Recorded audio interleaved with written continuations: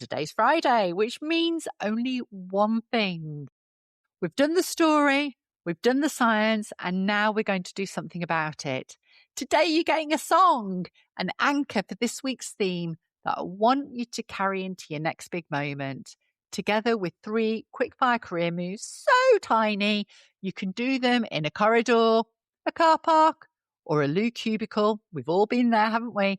Before the meeting that needs you at your best. You ready? Let's go.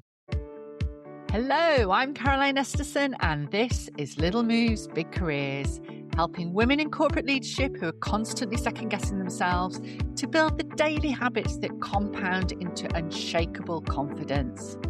Yep, that's you. So every Friday, I'm going to give you a song.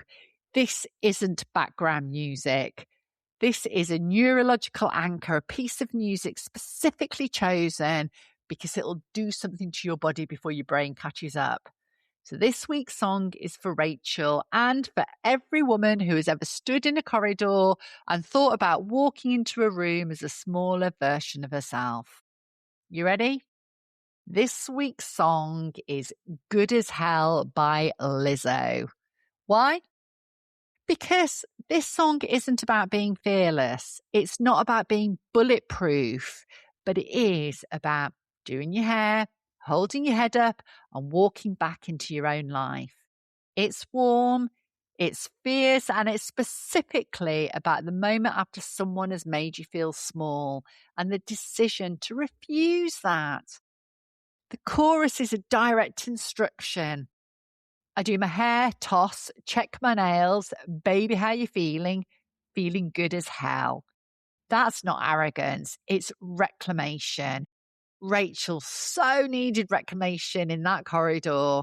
And so does every woman who has ever rewritten slides that she believed in. So here's what I want you to do with this song. Find it on whatever platform you use. Add it to a playlist called Little Moves or whatever you want to call it. That's just my suggestion. And the next time you're standing outside a room that needs you at full size, play it just once through before you go in. Let's talk quickly about the science of why this works. Music activates the limbic system, the brain's emotional processing center, faster than almost any other stimulus. A 2013 study by Zettner and Areola found that rhythmically strong, energetically positive music directly increases what researchers call felt arousal and positive balance. In plain language, makes you feel more energized and more positive about yourself. That feels pretty good, doesn't it, to do that? And that is neuroscience. The right song at the right moment physically changes your state before you walk through the door. Lizzo herself has said that this song is about self-love being an act of radical resistance for a woman who's been told, directly or indirectly, that she needs to be a little more careful, a little more accommodating, a little less sure of herself. This is exactly right.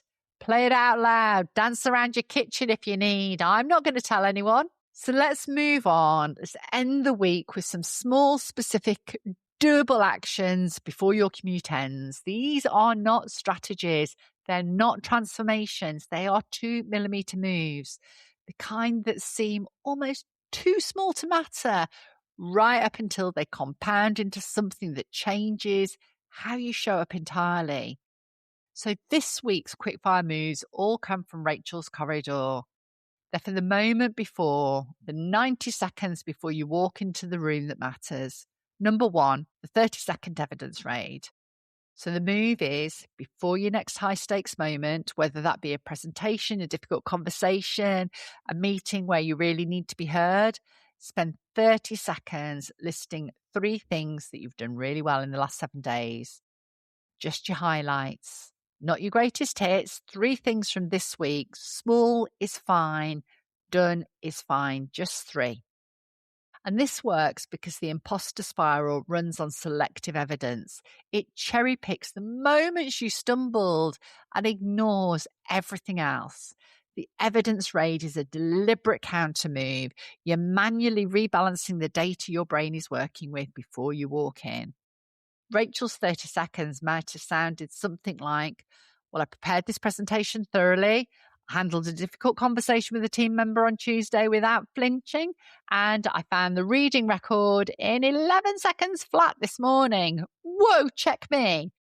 That last one counts. Everything counts. You're building a case for yourself. You're not writing a performance review. Then your second move is the psychological sigh.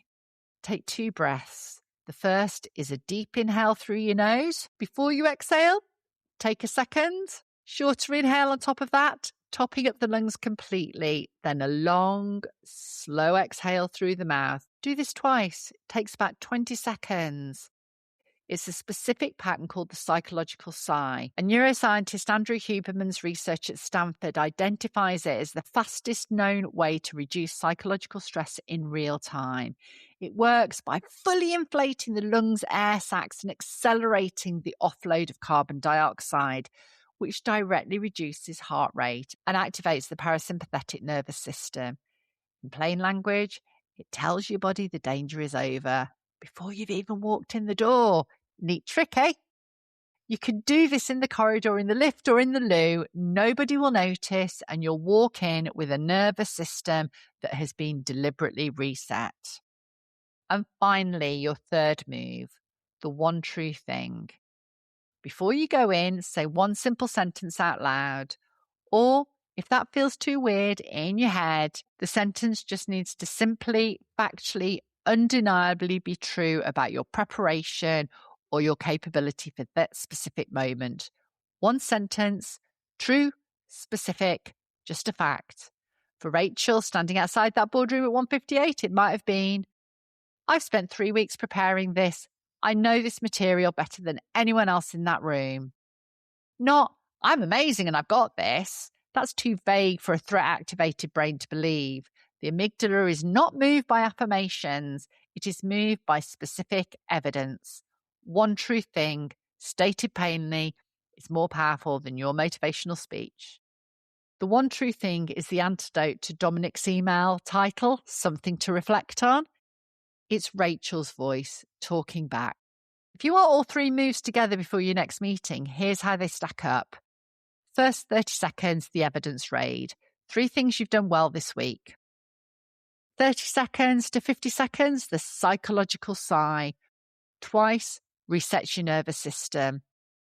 And then the next 10 seconds, the one true thing. One sentence, specific, factually yours. That is literally 1 minute. That's the whole sequence. And of course, if you can, play good as hell beforehand too. These are not big leaps, are they? I really want you to see that lots of little moves can make such a difference to your performance and to the way that you feel.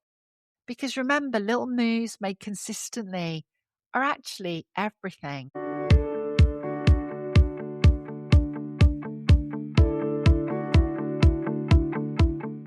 So next week, we're moving into our second category, the confidence code. Monday's story is going to open somewhere very specific and very recognizable. Nudge, nudge, wink, wink. I'm going to say no more. This week, your only homework is this. Find Good as Hell, add it to the playlist, and use the 60-second sequence once before something that matters. That's it. That's the whole ask. Little moves. Perfectly doable, right? So in the meantime, have a brilliant weekend. You've earned it. And you are, just so that we're clear, absolutely good as hell. See you Monday.